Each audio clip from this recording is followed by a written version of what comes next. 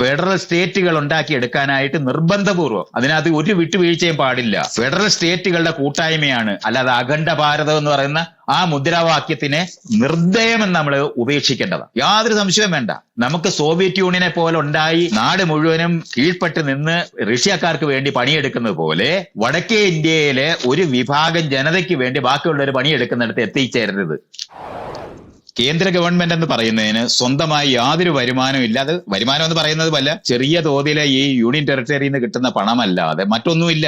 State ഗവൺമെന്റുകൾ പിരിച്ചു കൊടുക്കുന്ന GST അല്ലെങ്കിൽ പിരിച്ചു കൊടുക്കുന്ന ടാക്സ് ആണ് അവരുടെ വരുമാനം. അല്ലാതെ അവർക്ക് ആർക്കെങ്കിലും വേണ്ട കള്ളപ്പണം വല്ലയിടത്തു നിന്നും സംഘടിപ്പിച്ചിട്ട് എന്ന് പറഞ്ഞാൽ ഇപ്പൊ പ്രൈം മിനിസ്റ്റേഴ്സ് ഫണ്ട് എന്ന് പറഞ്ഞ ഒരു കള്ളപ്പണ സംവിധാനമുണ്ട്. അതുപോലെ കാണാൻ വല്ല പണം ഉണ്ടാക്കാൻ കഴിഞ്ഞെന്നുള്ളതല്ലാതെ കേന്ദ്ര ഗവൺമെന്റ് എന്ന് പറയുന്നത് ഒരു പാവ ഗവൺമെന്റ് ആണ് യഥാർത്ഥത്തിൽ.